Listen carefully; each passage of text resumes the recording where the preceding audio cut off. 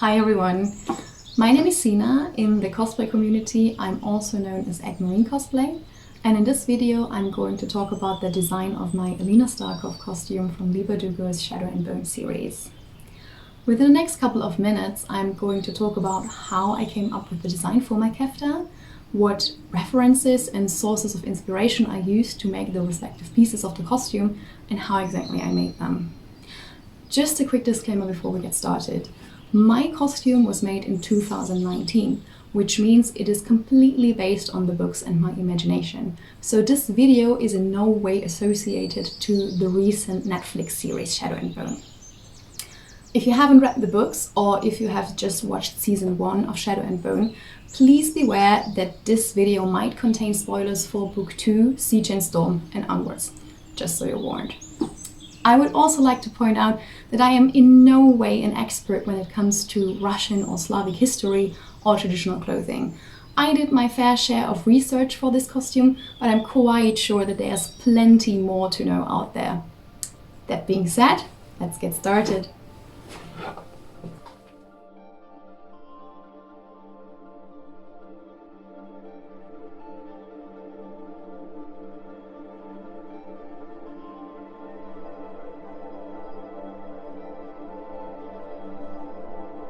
When I try to come up with a design for a book costume, my design process usually begins with a silhouette. Once I'm happy with the silhouette, I begin putting together a mood board, which helps me to fill the silhouette with colors, textures, embroidery, and other details. Most of the time, this silhouette already takes shape in my mind while reading the book.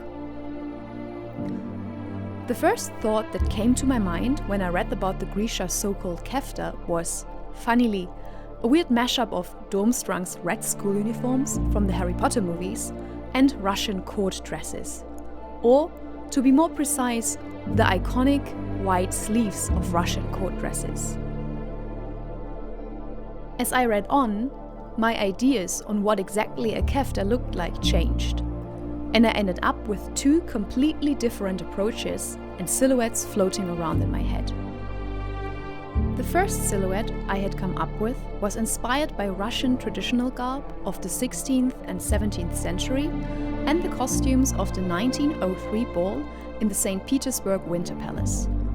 This silhouette was a pretty historically accurate approach, fitting Ravka, which is, quite obviously, inspired by Russia. As appealing as I found the silhouette though, it was anything but practical, and nothing I could see a large number of Grisha soldiers, both male and female, wear in combat. The silhouette I ultimately went with was inspired by both Slavic peasant clothes and Circassian wedding dresses, with their form-fitting patterns, embroidered sleeves and beautiful golden belts and clasps. As you can see, I'm anything but a gifted illustrator, but in case of this costume, I gave my best to put down the silhouette in a sketch. In the books, it is said that all Grisha possess a couple of different Keftas. Silken ones to wear in summer, and Kefta made from wool to wear in winter. In my imagination, they also possess different Keftas to wear on a day-to-day basis around the little palace, a formal Kefta they attend court in, and simpler, sturdier Kefta to wear in the field. When I designed my Kefta, I opted for a day-to-day little palace look. I wanted it to look sturdy enough to survive combat training or an afternoon ride on horseback, but as Alina is the sun summoner and therefore supposed to look special, I also wanted it to look flashy and lavish enough to impress. That being said, let's look at each costume piece more closely.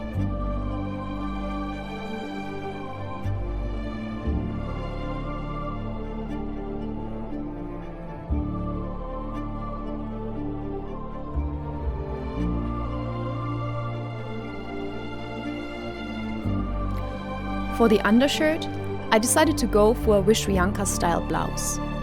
It's a type of garment which originates from Ukraine, and which is usually decorated with elaborate embroidery around the collar, sleeves, and cuffs. As Grisha uniforms are inspired by Ravkan peasant clothing, I decided to make the blouse out of a soft type of white cotton. To make it look a bit more outstanding and expensive, I added lace trimming to the area around the collar in the front, and in the back, which I stitched on by hand. For the trousers, I decided to depart from the descriptions of the book. Whereas Alina's breeches are actually described as close-fitting, I felt like making my trousers more fantastical looking. Therefore, I decided to give them a high waist and a wide leg, which is pretty comfortable. The trousers of my costume are made from a soft, light brown type of stretchy cotton. For the boots, I selected black ones with a flat sole, which I bought second-hand. In general, I'm a big fan of using second-hand clothing pieces or leftover materials for cosplay. Not everything has to be purchased brand new.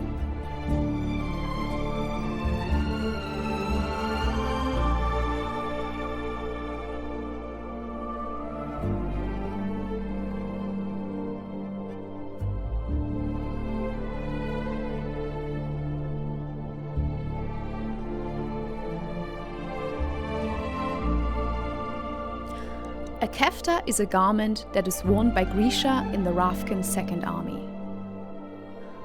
As already mentioned, talking about my general design approach, in my imagination, each Grisha owns a variety of different keftas for different occasions.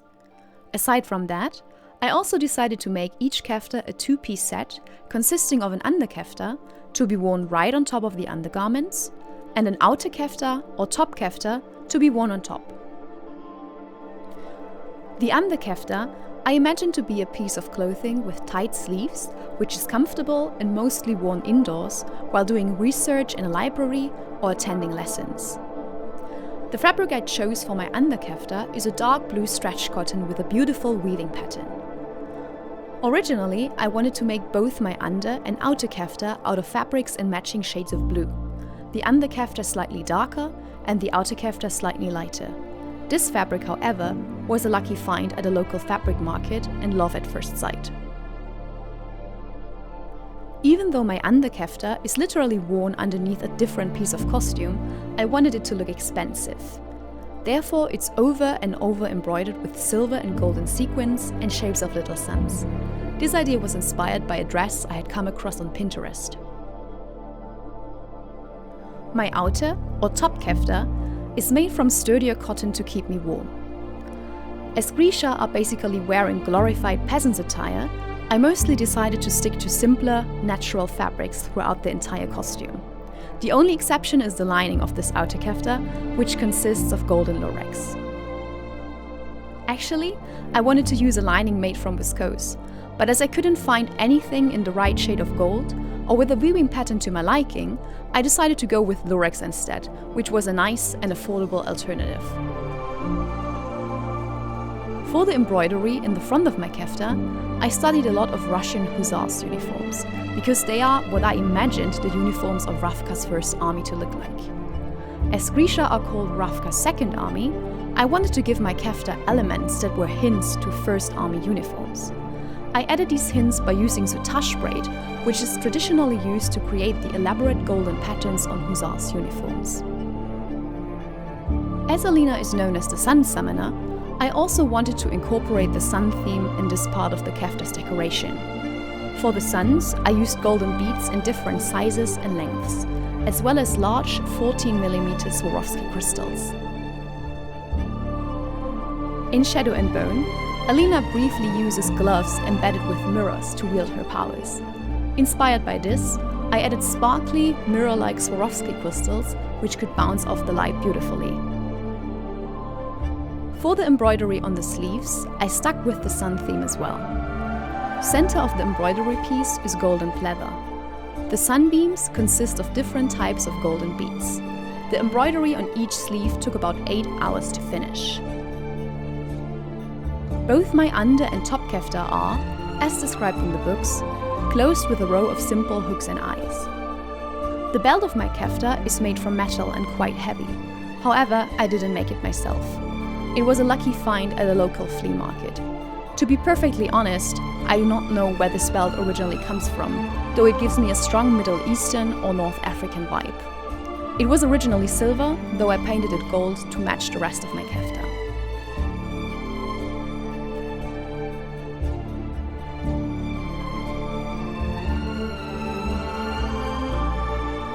amplifiers are objects that increase Grisha's powers. They usually consist of bones or teeth of animals. Alina, at the beginning of Book 3, wears 2 amplifiers: Morozova's collar, made from the antlers of Morozova's stag, and a fetter made from the scales of the legendary sea creature Rosalia.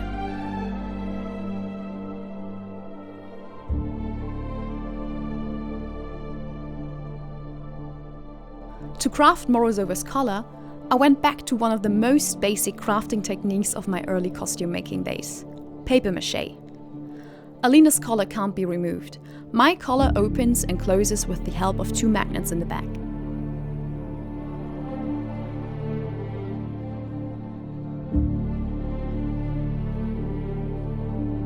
My original idea had been to craft the fetter from actual seashells I had collected. As these wouldn't allow me to properly shape or drill through them, I ended up purchasing mother-of-pearl beads, which I made into a bracelet.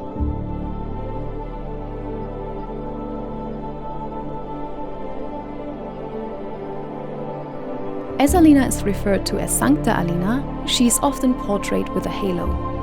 My friend Tilda, a skilled hat maker known as Woodsmoke on Words, decided to capture this halo in the form of a Russian kokoshnik, which completes my costume perfectly. A kokoshnik is a traditional Russian headdress worn by women and girls from the 16th to 19th century. You can find links to Woodsmoke and Words online platforms in the description of this video.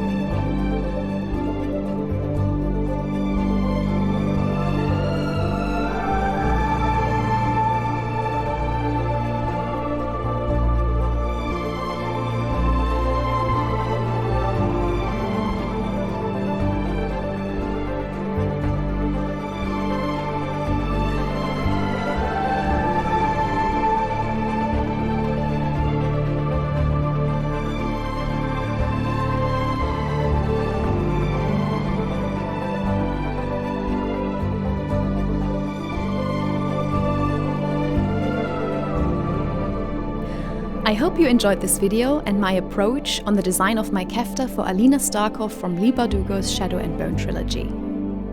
If you'd like more content of this sort, please let me know in the comments down below, give this video a like and subscribe to my YouTube channel. That being said, see you in my next video. No mourners, no funerals.